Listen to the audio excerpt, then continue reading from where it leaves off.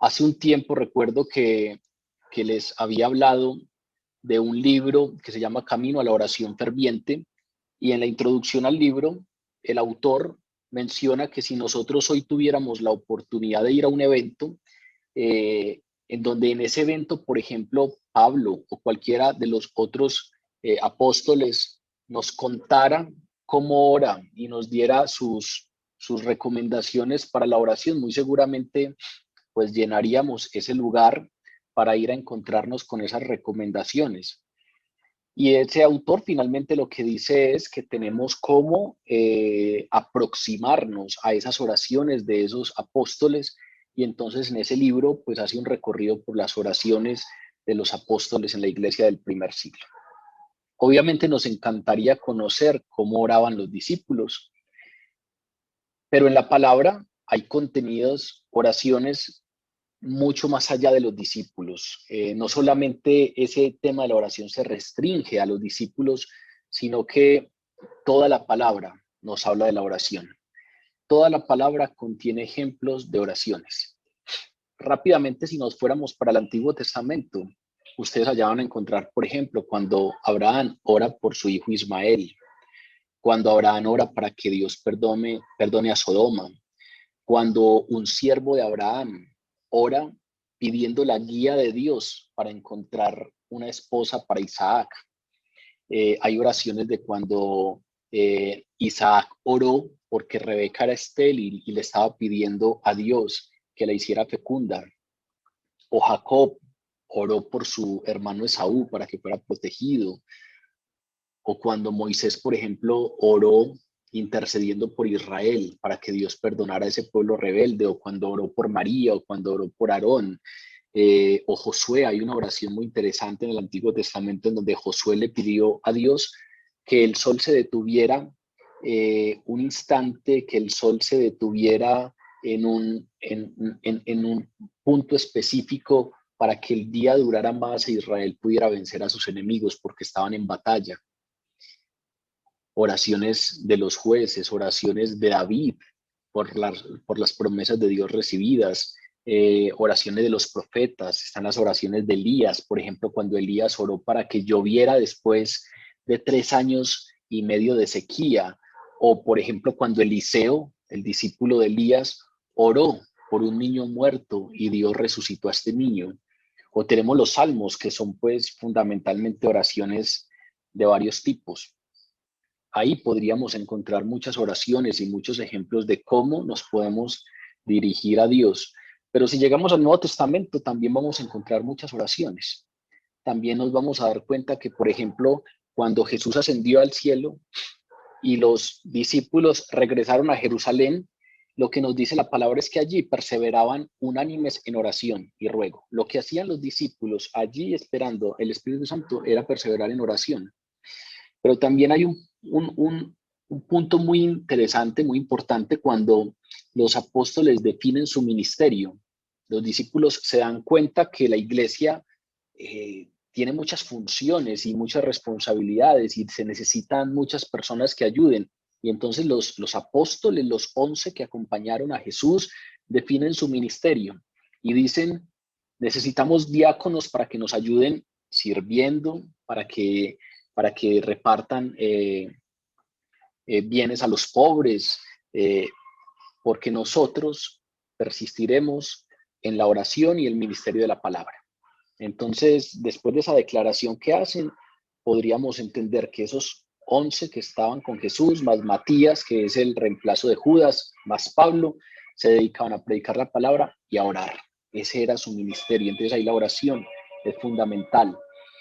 Y eso lo podemos ver reflejado en muchos pasajes. Cuando Pablo estaba custodiado en la cárcel, ¿qué hacía la iglesia? Nos dice la palabra que sin cesar lo que hacía la iglesia era orar a Dios por él. Pedro oró y resucitó. Dios resucitó a través de esa oración a Tabita. La iglesia de Antioquía oró antes de enviar a Pablo y a Bernabé al viaje misionero. La iglesia oraba constantemente. Entonces ahí podemos encontrar que en el Antiguo y en el Nuevo Testamento, si hay algo claro y común, es el tema de la oración. Sin embargo, El ejemplo supremo de oración en las Sagradas Escrituras viene de la vida de Jesús. Si revisamos los evangelios, desde el principio hasta el final del ministerio terrenal de Jesús, ese ministerio estuvo marcado por momentos constantes, frecuentes de oración. Si revisamos el momento de su bautismo, allí Jesús lo encontraremos orando. Durante su primera gira de predicación, oró. Antes de escoger a los 12 apóstoles, oró. Si revisamos antes de multiplicar los panes y los peces para alimentar a los 5,000, vamos a encontrar a a Jesús dando gracias y orando. Después de alimentarlos, lo vamos a encontrar orando. Luego encontraremos otro pasaje similar, pero en donde ya la alimentación es a 4,000, lo encontraremos orando. Antes de la confesión de Pedro están las oraciones de Jesús. En el momento de la transfiguración lo encontraremos orando. Nos dice la palabra que oró por unos niños que le llevaron. Cuando regresaron los 70 que fueron enviados en ese viaje misionero, encontraremos a Jesús orando. Antes de enseñar el modelo de oración, el Padre Nuestro, lo encontramos orando. Antes de resucitar a Lázaro, oró. Cuando enfrentó la realidad de la cruz, antes de la cruz, oró. En la última cena, lo encontramos orando. En Getsemaní está orando. En la cruz lo encontramos orando, dirigiendo palabras al Padre. Cuando se encuentra a los discípulos después de la resurrección, a los discípulos en el camino de Maús, oró. Y en la ascensión lo encontramos orando. Desde el principio hasta el final del ministerio terrenal de Jesús, vamos a encontrar oración, porque el ejemplo más grande que tenemos en las Escrituras acerca de la oración es la vida de Jesús, es la vida del Señor Jesucristo. Precisamente en este capítulo 17 que comenzamos, vamos a hablar de una oración de Jesús.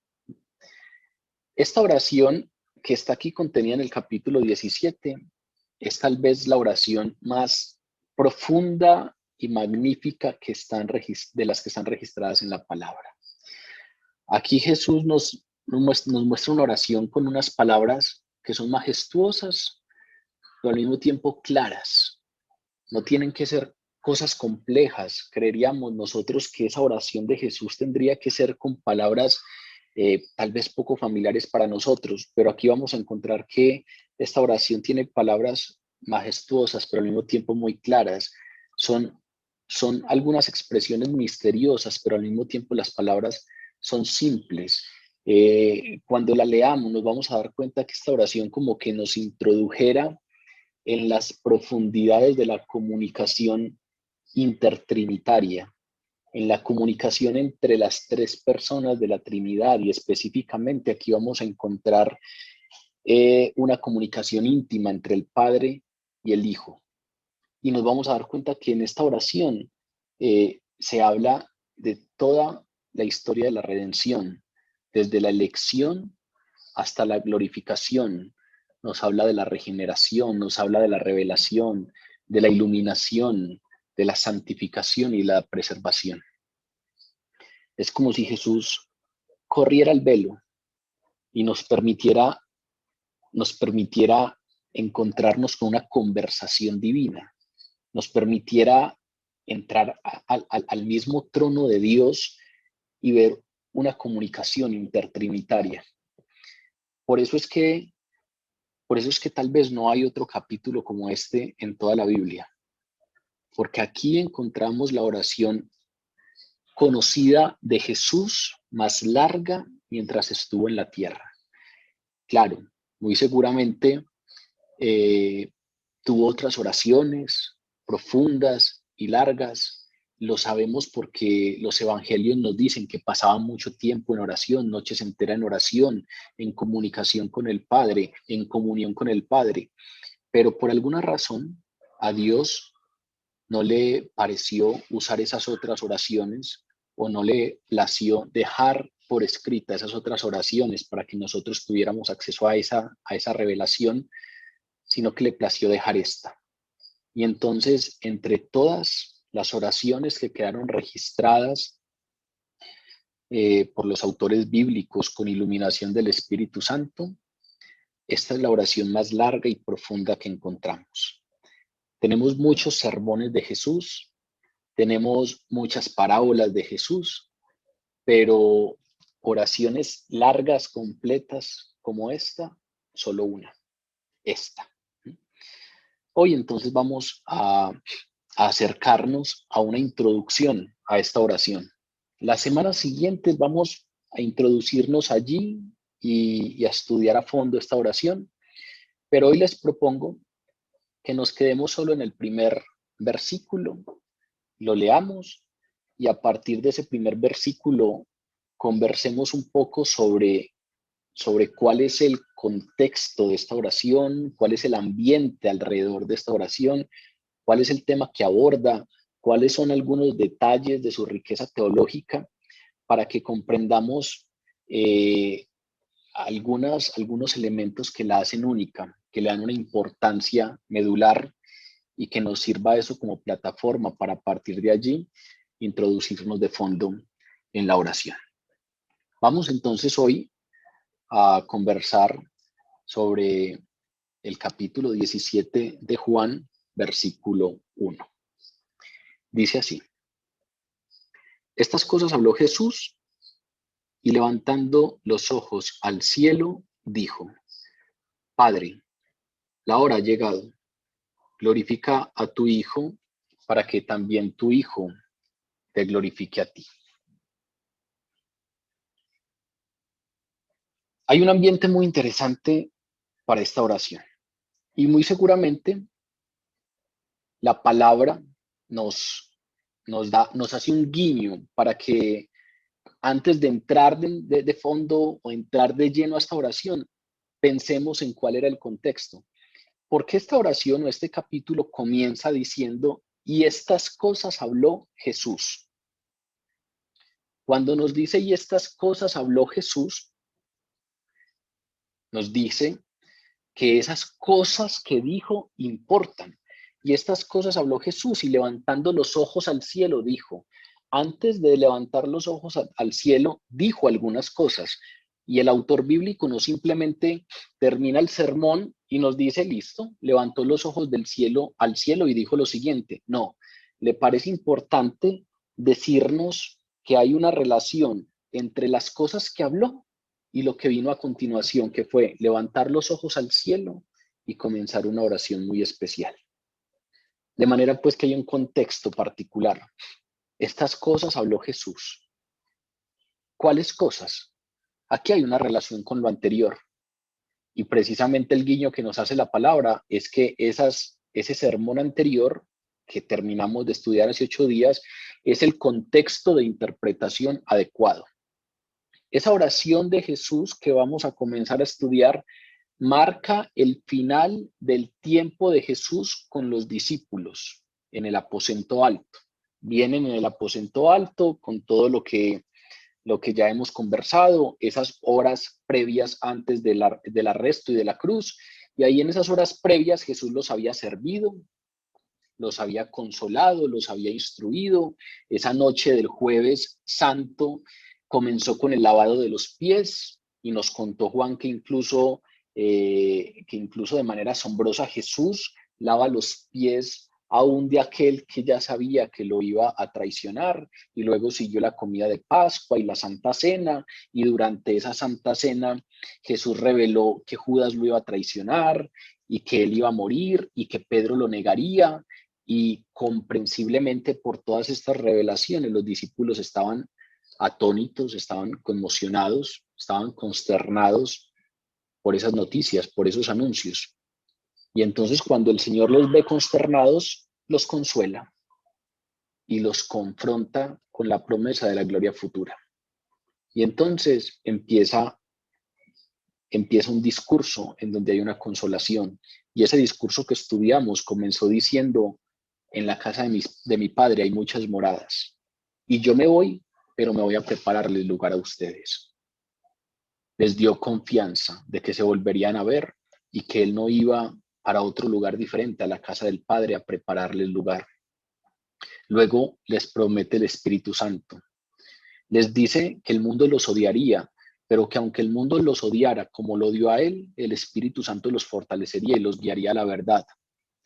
Hizo mucho énfasis en la relación entre ellos y entonces nos hace una alegoría entre la vid y las ramas, diciendo que las ramas tienen que estar unidas a la vid para que den fruto, y ahí recalca la naturaleza dadora de vida de su amor y que debemos estar unidos a él. Les dice que se lamentarían por un tiempo, pero que ese tiempo sería breve, sería temporal, y les promete que la tristeza se convertiría en gozo. Todas estas cosas se las fue diciendo Jesús en ese discurso de despedida. Por supuesto, los discípulos no entendieron muchas de esas cosas. Los discípulos no entendían que Jesús iba a resucitar 3 días después. No se daban cuenta de que su muerte era necesaria en el plan divino. Ya lo hemos hablado, tenían un pensamiento judío, y el pensamiento judío de la época pues no concedía lugar a que el Mesías, el Cristo, muriera, fuera crucificado. Ellos más bien pensaban que el Mesías vencería a Roma y establecería un reino terrenal. Entonces, muy seguramente cuando Jesús hizo la entrada triunfal a Jerusalén, lo que celebramos el Domingo de Ramos, muy seguramente los discípulos debieron estar encantados porque la popularidad de su maestro estaba creciendo y las multitudes lo saludaban como rey y arrojaban palmas ante él y gritaban Hosana al hijo de David. Y muy seguramente los discípulos debieron razonar, por fin el reino terrenal que nosotros esperábamos está cerca. Pero resulta que unos días después oían a Jesús decir lo impensado, que los iba a dejar, que debía morir. En lugar de conquistar a Roma, se iba a marchar y los iba a dejar. En lugar de edificar un imperio, iba a entregar su vida. Y precisamente en las horas siguientes lo traicionarían, lo arrestarían, lo juzgarían y lo crucificarían. Si ven, pues Jesús entendió claramente que sus discípulos fácilmente estaban pasando de una expectativa muy grande al desespero, a la conmoción, al desconsuelo. Y entonces, en ese contexto fue que Jesús habla todas las cosas registradas en los 3 capítulos anteriores. En ese contexto de desespero por parte de los discípulos, les enseñó, los consoló, les hizo promesas, pero en ese mismo contexto oró por ellos. Por eso es que el texto de hoy comienza diciendo, estas cosas habló y después, levantando los ojos al cielo, dijo, porque lo que nos está diciendo es, ese es el contexto adecuado para la interpretación. Esa misma desilusión, esa misma conmoción, ese mismo desencanto, ese mismo desespero, ese mismo dolor que tenían en el corazón los discípulos, porque esperaban a un Mesías triunfante y ahora les salía con que debía morir. Ese muy seguramente esa confusión que podrían sentir de qué es lo que está pasando aquí después de 3 años siguiendo al Mesías, ¿qué pasó? Ese es el contexto en el que Jesús hace el sermón de despedida, pero ese también es el contexto en el que Jesús ora fervientemente y ora amorosamente por esos discípulos. Dejaron el aposento alto, comenzaron a caminar por la ciudad, a través del valle de Cedrón, se dirigían a Getsemaní y muy seguramente en ese caminar, escuchando algunas partes del discurso, los discípulos serían incapaces de separar esas palabras de la oración que venía a continuación. Y ese mismo es el contexto en el cual nosotros debemos entenderlo. Esas palabras que estudiamos en los 3 capítulos anteriores están totalmente ligadas a esta oración que Jesús hace por sus discípulos. De hecho, nos vamos a dar cuenta que una gran parte de lo que Jesús les dijo en ese sermón de despedida, ahora lo reitera, lo repite en su oración al Padre, porque son dos líneas que están totalmente, totalmente vinculadas. Por eso es que podríamos decir que esta oración pertenece al discurso de despedida, pertenece a esa misma línea de la despedida, porque nos vamos a encontrar la reiteración de varios asuntos. La partida de Jesús, la alegría que tendrían los discípulos, el odio del mundo. Aquí vamos a volver a encontrar esa relación entre el mundo y los discípulos, o los creyentes, o los cristianos, y cómo el mundo los odia porque no son del mundo. La división, esa división entre el mundo y los discípulos, el asunto de la verdad, la habitación de Cristo en los creyentes, todos esos puntos que ya abordamos en el sermón, ahora los vuelve a tomar aquí Jesús. Es como si antes los hubiera instruido en el amor mutuo y les dio un modelo de cómo servirse en ese lavado de los pies. Ahora otra vez volvería a modelar ese amor, pero esta vez orando públicamente por ellos y confiándole al Padre el cuidado de sus discípulos. Ese es el contexto fundamental de esta oración. El Señor había prometido paz, gozo, fortaleza. Recuerden que estudiamos que prometió que las oraciones serían respondidas, la presencia del Espíritu Santo, comunión íntima con el Padre, comunión íntima con Él. Y precisamente todas esas promesas que hace Dios culminan con una promesa concluyente, que es el triunfo de Jesús sobre el mundo. La promesa concluyente de ese sermón anterior que estudiamos las semanas pasadas es que Jesús les dice: tengan en mi paz. En el mundo tendrán aflicción, pero confíen que yo he vencido al mundo. Esa es la promesa fundamental. El mundo los va a odiar, van a vivir aflicción, van seguramente a tener algunas dificultades, pero no se preocupen que todo eso es temporal, porque después van a tener un gozo especial, un gozo eterno, porque aunque en el mundo tengan aflicción, pueden confiar. Y la razón por la que pueden confiar, o por la que podemos confiar, es una sola: yo he vencido al mundo, dice Jesús. Yo he vencido al mundo. Y no es coincidencia que esta oración siga inmediatamente después de esa declaración. Si tienen la Biblia ahí frente a ustedes, vayan y lean el último versículo del capítulo 16. El último versículo del capítulo 16 es el versículo 33, que dice: estas cosas os he hablado para que en mí tengáis paz. En el mundo tendréis aflicción, pero confiad, yo he vencido al mundo. No es coincidencia que esta oración siga inmediatamente después de esa declaración. Declaró su victoria sobre el mundo y pasó precisamente a depender, pasó a mostrar esa dependencia de aquel que le aseguraba el triunfo sobre el mundo. Es decir, para transformar esa victoria que les acababa de anunciar, se necesitaba la acción omnipotente del Padre. Y entonces lo que hace Jesús es eso: ir y acudir al Padre para precisamente fraguar esa victoria de la que les ha hablado. Muy seguramente podemos leer esta oración de corrido y a muchas personas les parecerá que el contexto en el que se da es muy sombrío, que las circunstancias son muy oscuras. Estamos a unas horas antes de la cruz, y entonces muy seguramente desde la perspectiva humana es un escenario sombrío. Aún así nos vamos a dar cuenta que esta oración es todo menos pesimista.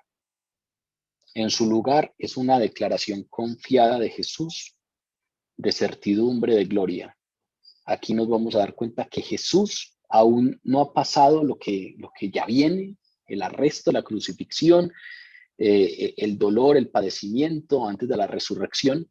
Todavía no ha pasado eso, pero en esta oración nos vamos a dar cuenta que Jesús tiene una certidumbre total de la victoria, de la gloria.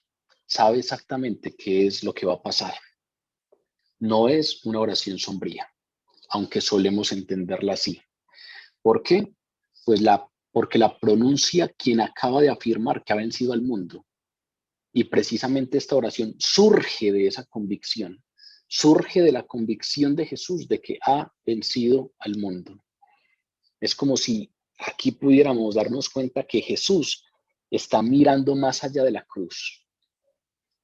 Sabe qué es lo que hay después de la cruz. Sí, se vienen días, horas muy duras, porque va a cargar con el peso del pecado. Se vienen horas difíciles, pero Él mira más allá y entonces mira con esperanza, con alegría, porque está viendo la gloria venidera.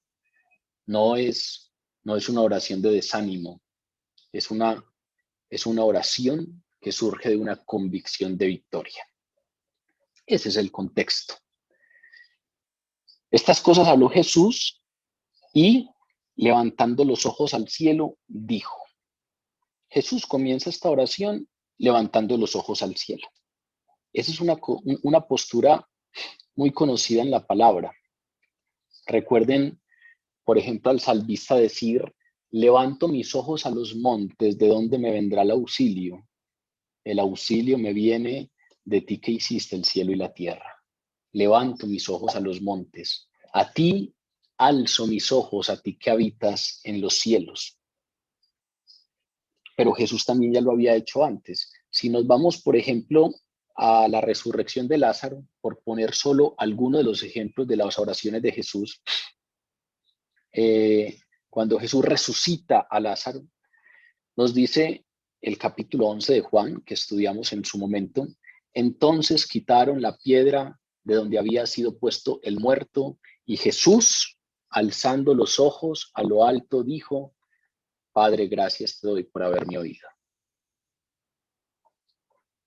Pero si nos vamos a la alimentación, por ejemplo, de los 5,000, Marcos 6 dice, entonces tomó los 5 panes y los 2 peces, y levantando los ojos al cielo, bendijo y partió los panes y los dio a sus discípulos para que lo pusiesen delante de la multitud.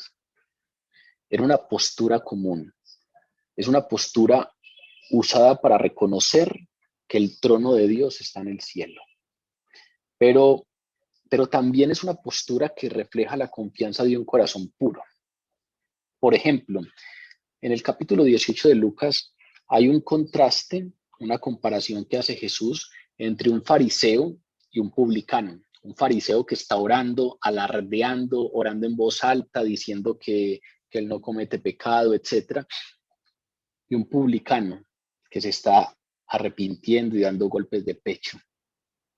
Y en ese contexto dice Jesús, mas el publicano, estando lejos, no quería aún ni alzar los ojos al cielo, sino que se golpeaba el pecho diciendo, Dios, sé propicio a mí que soy pecador. Y Jesús precisamente menciona que la sinceridad de esa oración hace que esa oración sea contestada y escuchada en vez de la del fariseo, que simplemente es una oración artificiosa y aparentona, pero que no es hecha con intenciones de corazón sincera. Pero si ustedes ven, lo que tiene ese publicano que hace la oración es el peso de la culpa. Ese publicano sabe que ha pecado y la culpa afecta al publicano y lo afecta de tal manera que no era capaz aún ni de levantar los ojos al cielo porque se siente culpable. Cuando aquí nos dicen que Jesús confiadamente levanta los ojos al cielo, pues precisamente nos están hablando de la confianza de un corazón puro, de la confianza de aquel que no tiene tacha, que no ha infringido la ley, que no ha cometido pecado.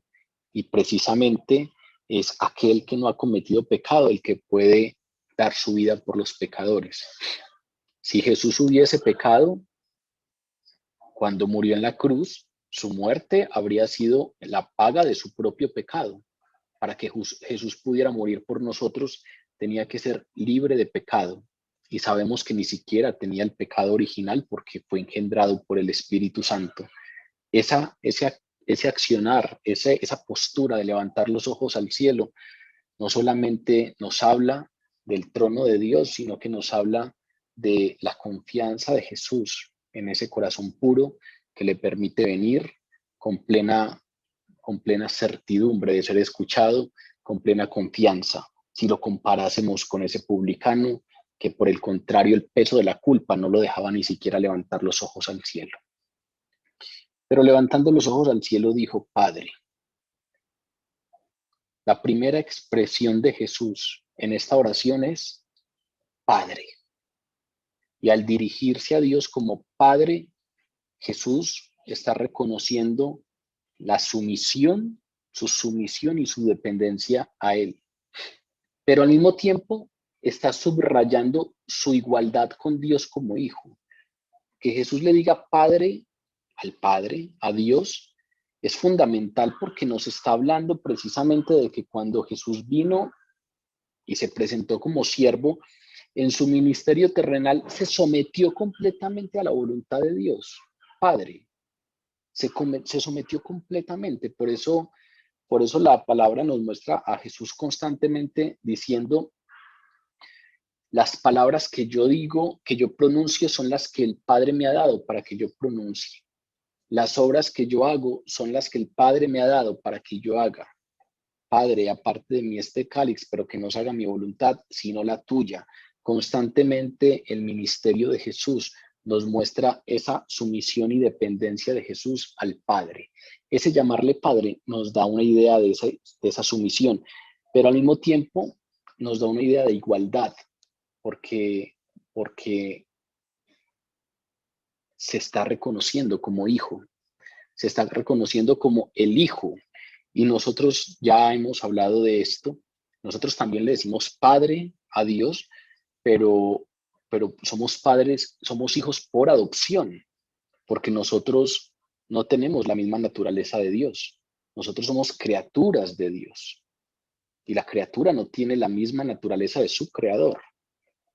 En cambio, un hijo tiene la misma naturaleza que su padre. De esa manera, cuando Jesús, y por eso las autoridades judías le dicen, eres un hereje, nosotros a veces no entendemos eso, pero si leemos el Evangelio nos vamos a dar cuenta que cuando Jesús alza los ojos al cielo y dice, Padre, las autoridades judías se descontrolan y se enojan y le dicen, eres un hereje porque te estás haciendo Dios. Ellos entienden claramente que esa declaración, Padre, está diciendo, soy tu hijo y soy de tu misma naturaleza. Para nosotros eso se nos volvió casi que paisaje, porque solemos decirle a Dios Padre, claro, porque es nuestro Padre, pero es nuestro Padre porque por la obra redentora de Jesús, Él ganó para nosotros la adopción. Y entonces somos hijos adoptivos de Jesús, del Padre, por el sacrificio de Cristo Jesús en la cruz del Calvario. La práctica judía no era referirse a Dios como Padre mío, no. Lo más cercano a lo que llegaban era usar un plural, Padre nuestro. Y cuando habla de Padre nuestro, precisamente está dando esa idea de que somos Padre porque nos has tomado, porque nos has elegido. Entonces los judíos, entendiéndose como pueblo elegido por Dios, decían, Dios es nuestro Padre. No porque compartamos naturaleza, sino porque Él nos seleccionó, porque Él nos eligió. Ese es el mismo sentido en el que nosotros llamamos Padre a Dios. En cambio, Jesús le llama Padre por compartir la misma naturaleza. Jesús se dirigía a Él de una manera personal, mi Padre. Y entonces hay una importancia cultural en ese título personal. Jesús vino a un mundo judío que había desarrollado una perspectiva muy remota de Dios. Por ejemplo, la perspectiva que tenían de Dios los judíos de la época era de un Dios que necesitaba ángeles para llevar sus mensajes. Los ángeles son los mensajeros de Dios. Necesitaba esos ángeles para llevar sus mensajes. La anunciación se da con un ángel. En cambio, aquí Jesús está hablando de una relación personal. Mi Padre, yo hablo con mi Padre, Él me dice las palabras que debo decir. No necesitamos intermediarios, no hay ángeles. El pueblo incluso había dejado de usar el nombre de Dios por miedo a usarlo en vano. En las sinagogas judías, cuando estaban leyendo el Antiguo Testamento, en el momento en donde aparecía el nombre de Dios, el tetragramatón, ellos ni siquiera hacían un esfuerzo por pronunciarlo. En ese momento en el que en la lectura aparecía el nombre de Dios, ellos guardaban silencio. Y cuando la congregación escuchaba ese silencio o percibía ese silencio, sabían que ahí iba el nombre de Dios, pero ellos no lo pronunciaban por miedo a pronunciarlo en vano, por miedo a usarlo en vano. Entonces, en ese contexto de hablarle a Dios con títulos sustitutos o con silencios, en ese contexto de no relación personal, incluso una de las sectas de los judíos, los saduceos, tenían una idea de que la relación con Dios era con la nación, no era una relación personal. En eso tenían una idea diferente a los fariseos. Los fariseos sí consideraban que Dios se ocupaba de todo lo que pasaba en mi vida y entonces por eso ellos contaban los pasos, quedaban en el día de reposo y eran estrictos cumplidores en detalle de cada cosita porque se sentían observados por Dios. Los saduceos ni siquiera lo entendían así, sino que consideraban que Dios veía a la nación y le importaba que la nación en su conjunto fuera por cierto camino, pero que no se ocupaba de los detalles asociados a la vida de cada persona. En ese contexto de lejanías, de títulos sustitutos, vino Jesús y llama a Dios Padre. Y cada que decía Padre, pues se armaba un lío con las autoridades judías. Y así es que comienza Jesús esta oración, Padre. Al dirigir esta oración a su Padre, Jesús está enfatizando la comunión íntima que tenía con Dios. Una comunión que, vuelvo y repito, no era normal en ese contexto judío. Hoy a nosotros nos han hablado mucho de la relación personal con Dios. Nos han hablado mucho de que precisamente lo que hizo Jesús fue ganar para nosotros acceso confiado y seguro a la presencia del Padre. Y entonces es probable que cuando leamos Padre nos parezca muy familiar, pero en ese contexto era un asunto revolucionario, no era común. Y precisamente Jesús con esa palabra Padre está enfatizando esa relación íntima que tiene con Dios, esa relación familiar y esa relación personal con Dios que era ajena. Esa relación era ajena a los judíos contemporáneos de Jesús. Precisamente era ajena porque es solo por medio de Cristo que quien crea en Él puede tener esa misma intimidad espiritual con Dios. Solo a través de Cristo se tiene esa intimidad espiritual con Dios, porque solo después del sacrificio en la cruz del Calvario se rasga el velo. Solo después de eso somos adoptados como hijos. Solo después de eso el Espíritu Santo habita de manera permanente en nosotros. Eso lo gana Jesús para nosotros, una relación íntima y personal, familiar, un pacto de familiaridad. Somos hijos. Antes de eso, esa relación era más nacional. No había un vínculo tan familiar y entonces por eso era una relación ajena para los contemporáneos judíos de Jesús. Pero esa referencia que hace Jesús al Padre es importante por otra razón. Porque, por un lado, ya sabemos, se hacía igual a Dios cuando afirmaba ser hijo de Dios, pero por otro lado, demostraba ser diferente del Padre, porque claramente no se está orando a sí mismo. ¿Mm? Lo primero es que cuando le dice Padre, ya sabemos, declara esa sumisión que tuvo en ese ministerio terrenal, pero también cuando le dice Padre está declarando que tienen la misma naturaleza, entonces está diciendo yo soy Dios, tengo la misma naturaleza del Padre, tenemos una relación íntima, pero al mismo tiempo, si nos ponemos a pensar en esa palabra Padre, pues nos está diciendo ahí también Jesús, o podemos deducir que, que precisamente es Dios, pero es diferente al Padre. No se está orando a sí mismo, es diferente al Padre. Y entonces esa doble realidad resalta una verdad que teológicamente es importante. El Hijo de Dios es igual al Padre, pero es diferente al Padre. Y ahí vean que la palabra nos está revelando misterios de la Trinidad. El Hijo de Dios es igual al Padre en deidad, pero es diferente al Padre. Es una persona diferente al Padre. Un solo Dios, tres personas distintas. Es diferente al Padre. No se ora a sí mismo, sino que le está orando al Padre. Es igual. Comparte esa gloria eterna, pero no es una simple manifestación del Padre. Eso hay que dejarlo claro porque algunas de las creencias falsas que se desarrollaron en los primeros siglos de la iglesia cristiana era que, por ejemplo, solo existe un Dios y ese Dios tiene formas diversas de revelación o de manifestación. Entonces, en el Antiguo Testamento se nos revela como un Dios en los cielos. En el Nuevo Testamento, ese mismo Dios viene y se encarna, esa misma persona, y luego queda en forma del Espíritu Santo en nosotros.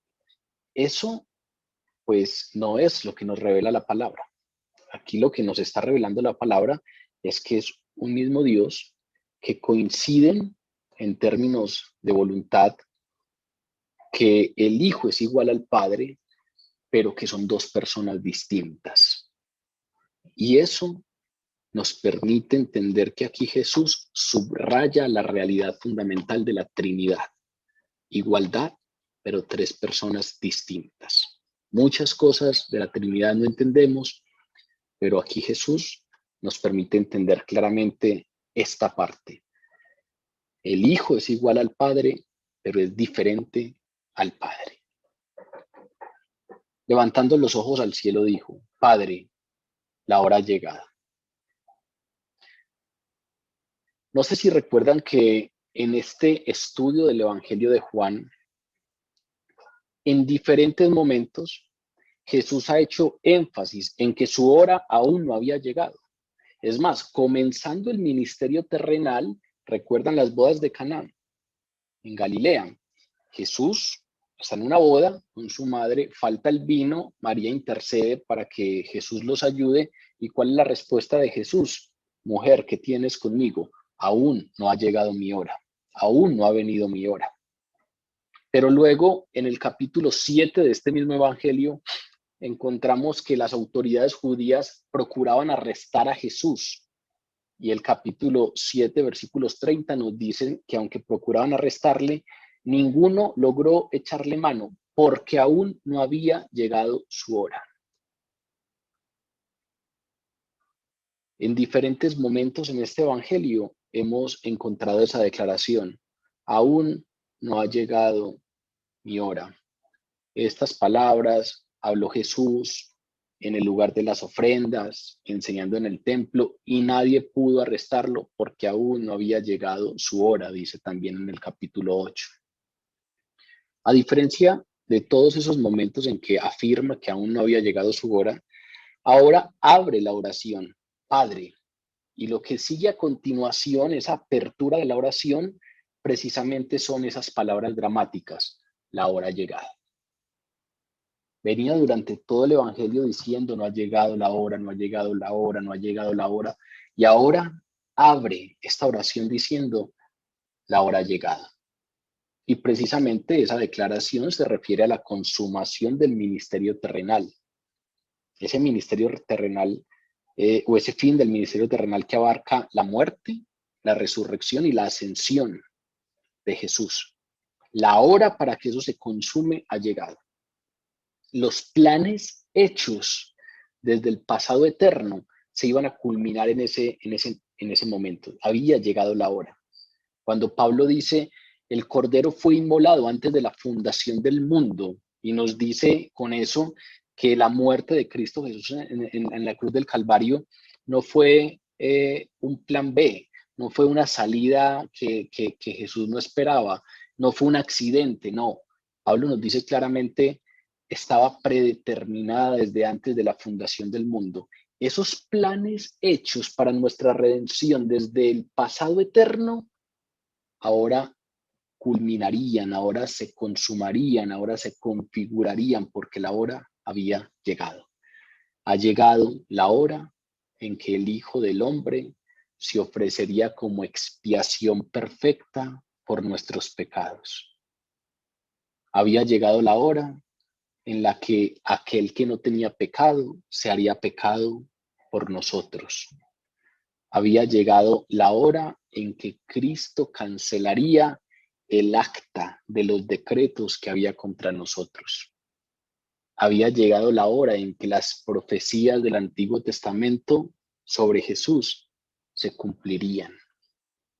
Había llegado la hora en que esos sacrificios veterotestamentarios de corderos y animales constantemente por la expiación de los pecados culminarían y darían paso al sacrificio perfecto, al sacrificio final. Había llegado la hora en que Dios haría un nuevo pacto con nosotros, así como fue anunciado en el Antiguo Testamento. En aquel tiempo haré un nuevo pacto con ustedes, y un pacto que no será sellado con sangre de animales, sino que será sellado con la sangre del Cordero. Un pacto que no será escrito en tablas de piedra, sino que será un pacto que estará escrito en el corazón de nosotros. Había llegado la hora de la consumación de ese pacto. Claro, era la hora del sufrimiento supremo, pero también era la hora de la victoria. Y entonces, dependiendo del punto de vista, habían dos maneras de apreciarlo.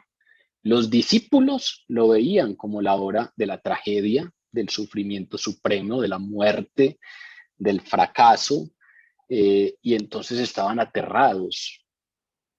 En cambio, el Señor levantó los ojos al cielo y oró, con su enfoque puesto en la victoria, en el pacto, en la redención, en la gloria.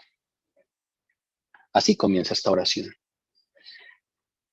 ¿Qué fue lo que le dijo Jesús al Padre? Ha llegado la hora. Glorifica a tu Hijo para que también tu Hijo te glorifique a ti. Habiendo reconocido Jesús que ya el tiempo estaba cerca, que había llegado la hora, cuando le dice, ha llegado mi hora, sé que ya vienen por mí, me van a arrestar y viene todo lo que sé que viene. Viene todo el sufrimiento, vienen los azotes, viene la muerte en la cruz y ya lo hemos hablado. Jesús, aunque conociera la victoria, no fue un actor de reparto que simplemente pareció padecer, no.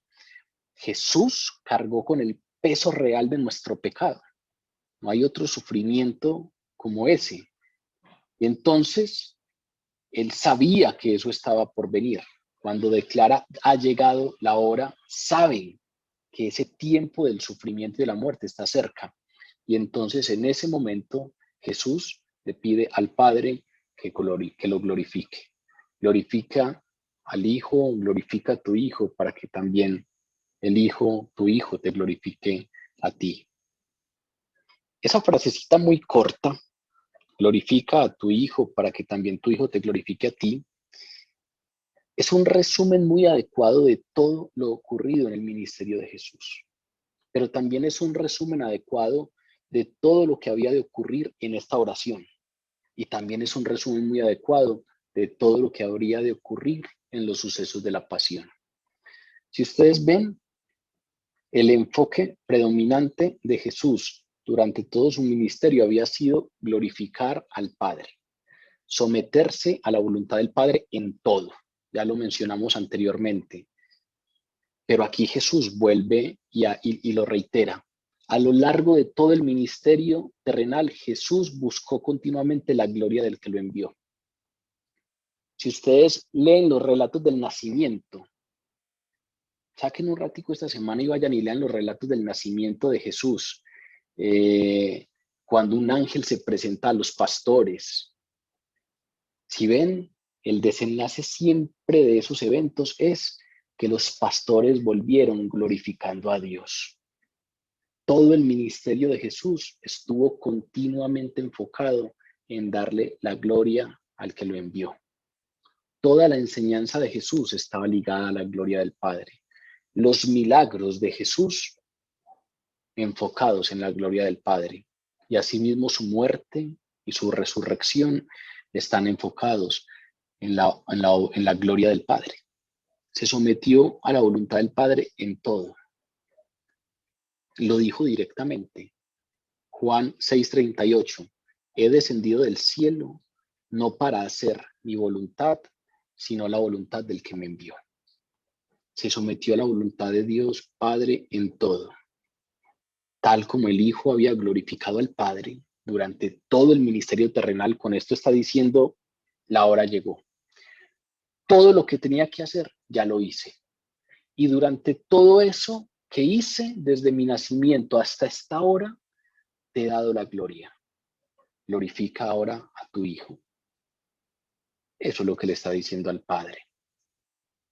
El Padre ya lo había glorificado.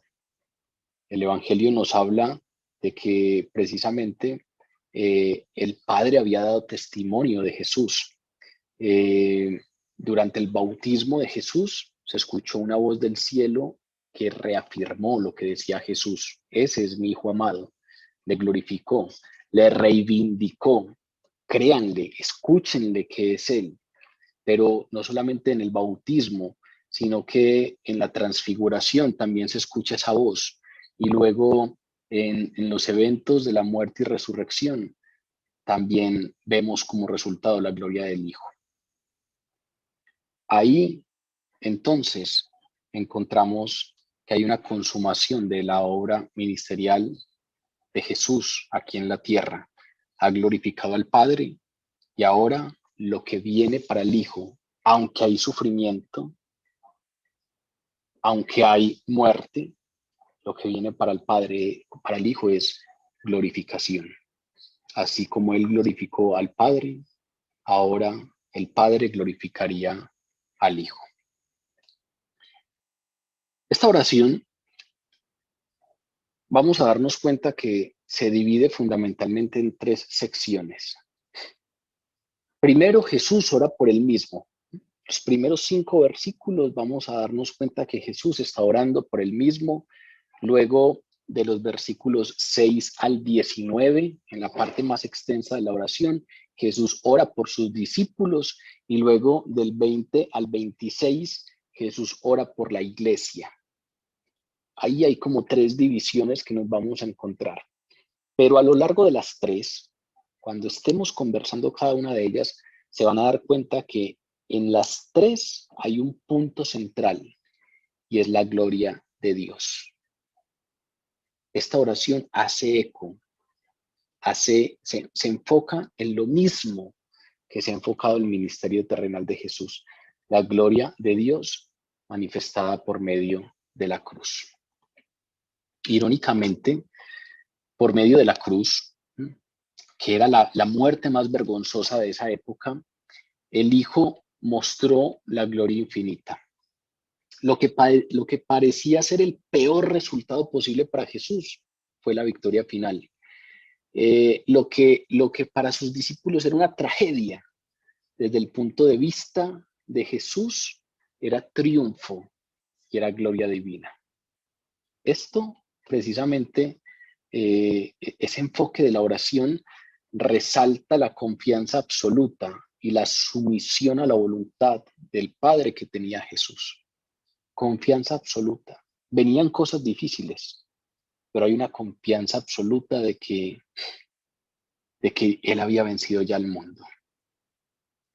Él ya había vencido el mundo. Había una confianza absoluta, aunque Él conocía perfectamente cuánto le costaría esa victoria. Y entonces, en medio de eso, oró para que se hiciera la voluntad del Padre. Glorifica a tu Hijo para que tu Hijo te glorifique. Oró para que el plan de redención se completara. Oró para que el Padre cumpliera las promesas a los discípulos y en extensión a nosotros. Esta es una oración de intercesión de Jesús que también nos alcanza a nosotros.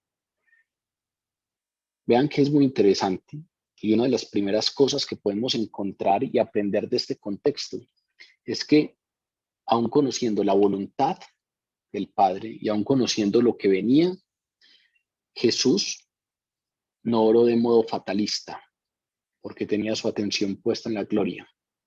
Tenía su atención puesta en lo que nos llama a nosotros poner la atención, pongan toda su atención en el reino de Dios y su justicia.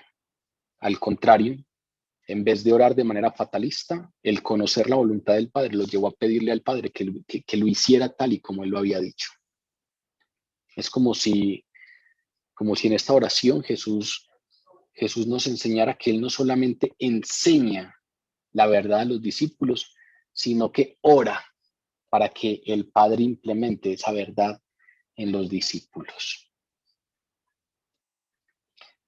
Esta oración también es una oración muy interesante porque marca una transición. Hebreos, el autor de la carta a los Hebreos, nos dice que el ministerio de Jesús en el cielo es la intercesión. Es como si esta oración registrada en este capítulo marcara también la transición entre el ministerio terrenal de Cristo y el ministerio celestial. Esto es lo último, antes de que sea arrestado, esto es lo último que queda registrado en el Evangelio de Juan. Esta oración de intercesión, y es como si culminara el ministerio terrenal.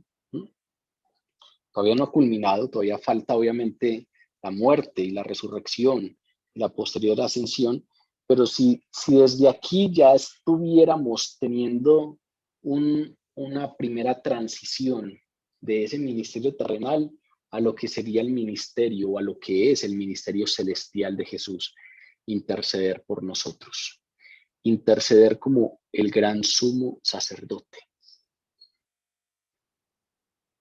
El sumo sacerdote era el que le presentaba al Señor allí en el lugar santo y en el lugar santísimo las intenciones del pueblo. El sumo sacerdote era el que presentaba los corderos, las víctimas, para que fueran matadas, para que expiaran el pecado del pueblo. El sumo sacerdote era el que presentaba delante de Dios todo.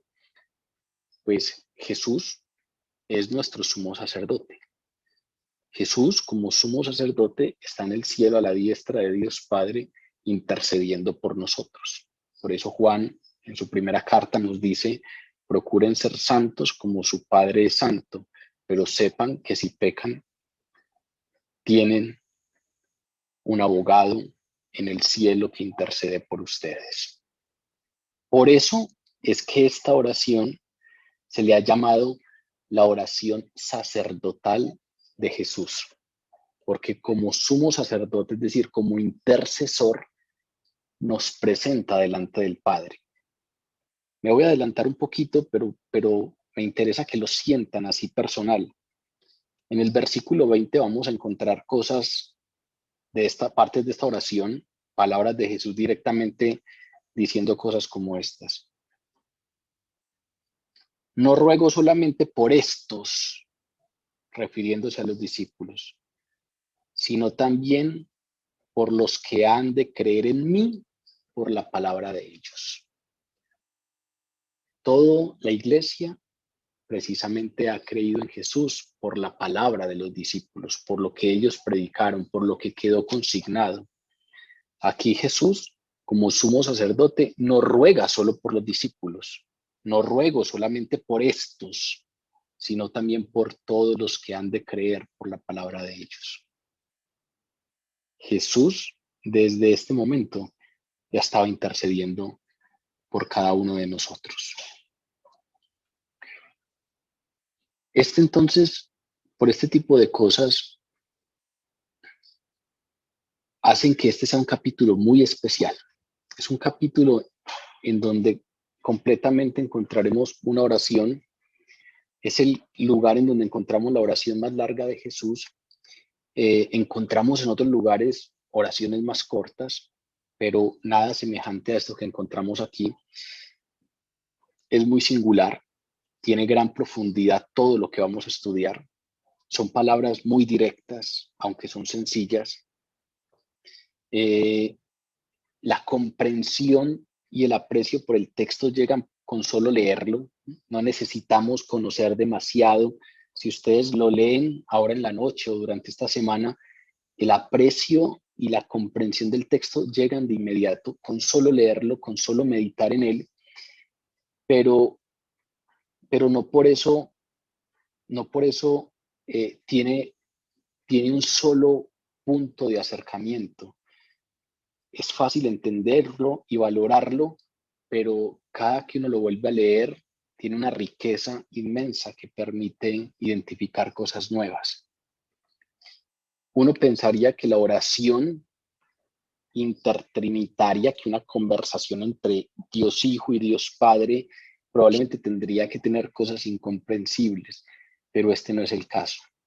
Esta es una oración hecha con frases sencillas, pero increíblemente son tremendamente profundas.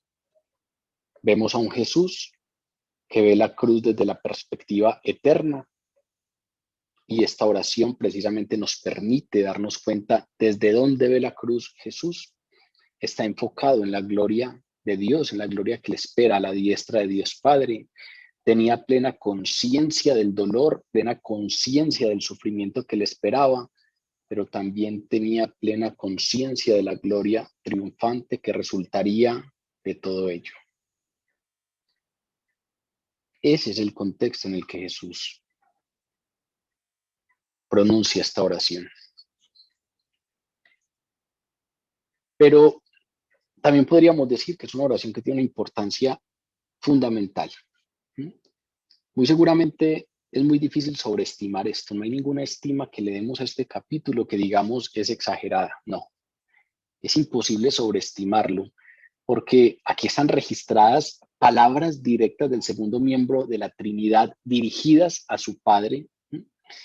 Y esas palabras tienen que ver con la ejecución del plan de salvación, tiene que ver con la forma en que los discípulos y todos los creyentes nos ajustaríamos a ese plan o nos ajustamos a ese plan.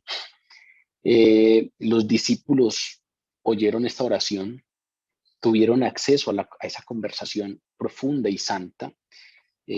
No podríamos decir que todos, probablemente sí, tal vez no, pero sí sabemos que al menos algunos, Juan, por ejemplo, tuvo acceso a esa conversación. Hay muchas oraciones de Jesús en privado y por lo tanto pues no quedaron registradas. En cambio, esta es una especie de conversación pública de Jesús con su Padre y pudo quedar registrada. Y entonces todos o algunos de los discípulos, escuchando esta oración que nosotros leemos, ellos lo escucharon, tuvieron acceso a una conversación profunda entre el Padre y el Hijo, una conversación santa. Y así como ellos tuvieron acceso a eso, de la misma manera, hoy, cuando nosotros leemos esta oración, pues somos transportados al lugar santísimo. Estamos en presencia de una conversación intertrinitaria. Nos encontramos con el sumo sacerdote intercediendo por nosotros. Esa es la razón por la que muchos estudiosos de la palabra, muchos teólogos, llaman a este capítulo 17 del Evangelio de Juan el lugar santísimo de las Sagradas Escrituras, porque consideran que en términos de revelación escrita, es la mayor aproximación que nosotros podemos tener a la intimidad de Dios. Podemos ser testigos de una conversación intertrinitaria, el lugar santísimo de las Sagradas Escrituras. Esa es la razón por la cual consideré pertinente primero hacer una introducción general para que cuando comenzáramos a estudiar específicamente cada uno de los versículos tuviéramos una idea de qué es aquello que estamos estudiando y sobre lo que estamos conversando. La Iglesia siempre ha amado y meditado sobre esta oración. Es uno de los capítulos sobre los que más se ha escrito. Muy seguramente es uno de los capítulos que más ha sido estudiado en detalle. Sin embargo, como les decía ahora, es de esos capítulos, como lo es la palabra en general, pero este capítulo de manera específica, que aunque se aprenden, se comprenden muchas cosas y se estima desde el primer acercamiento, pues sus verdades nunca se agotan. Sobre este capítulo se han predicado cientos, miles de sermones. Muy seguramente se han escrito miles y miles de páginas explicándolo. Y muy seguramente, meditar sobre este capítulo, explicaciones sobre este capítulo, libros escritos sobre este capítulo han cambiado millones de vidas. Y estas palabras del Señor siguen siendo hoy tan relevantes como lo fueron cuando las pronunció. Porque como lo es la palabra, la primera característica que tiene este capítulo es la atemporalidad. Se pronuncia a pocas horas del Calvario, pero cuando lo leamos nos vamos a dar cuenta que contiene pensamientos y expresiones que son acorde a cada momento de los siglos posteriores de la Iglesia, incluyendo este. A medida que lo estudiamos, oímos las palabras que se han pronunciado muchas veces en favor de nosotros, a Jesús intercediendo por nosotros. Y son esas palabras las que desde este momento se empezaron a pronunciar y se siguen pronunciando y se pronunciarán hasta que estemos con Él en la gloria. Porque el ministerio de Jesús hoy en el cielo es interceder por nosotros de la manera como intercedió en esta oración que quedó consignada por escrito.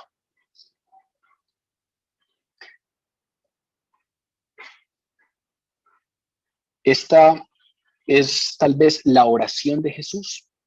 Podríamos decir simplemente que es la más importante de las oraciones de Jesús que quedaron consignadas.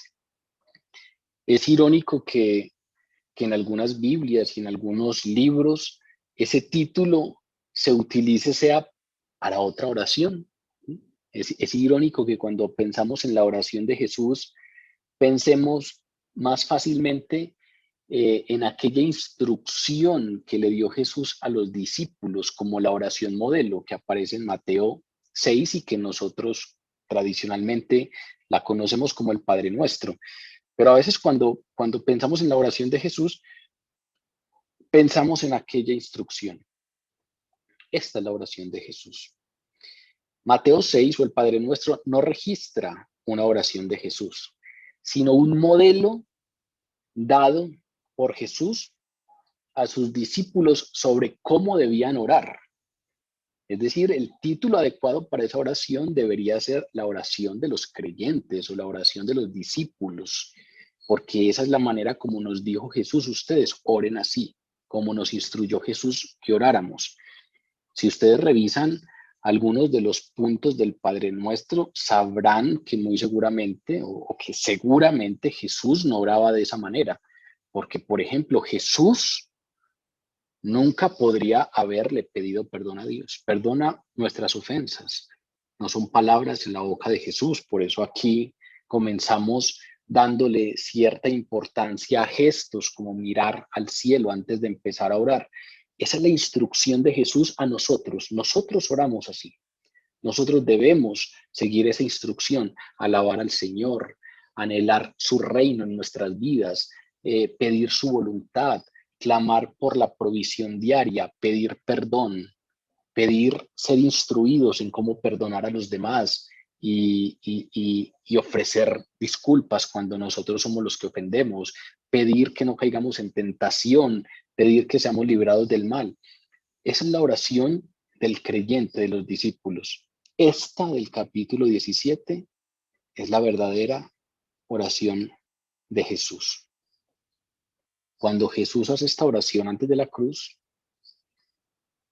se alegró de saber que la redención que había sido predeterminada, que había sido planeada, estaba a punto de concretarse. Seguramente han escuchado los conceptos kairos y cronos. El kairos es el tiempo de Dios. El Cordero de Dios fue inmolado antes de la fundación del mundo, es decir, en el kairos ya estaba predefinido que el Cordero tendría que ser inmolado, pero en algún momento ese kairos coincidió con nuestro cronos, y entonces esa redención predeterminada se concretaría en el tiempo y el espacio. Jesús tiene en mente eso cuando hace esta oración. Esa redención por la que él había venido, llegó la hora de esa redención, se iba a concretar. Aquello que había sido planeado en el pasado eterno, desde antes de la fundación del mundo, iba a concretarse en el tiempo y el espacio. Jesús entendía que finalmente había llegado la hora de cumplir lo que Dios había prometido desde el inicio del tiempo. Y estaba listo para enfrentar la cruz con triunfo y resolución. Sabía que el costo sería inmenso, pero también sabía que el resultado glorioso sería eterno. Con ese contexto, y seguramente vamos a poder entender de mejor manera los versículos que vienen a continuación, que comenzaremos entonces a estudiar a partir del próximo lunes. Vamos a orar.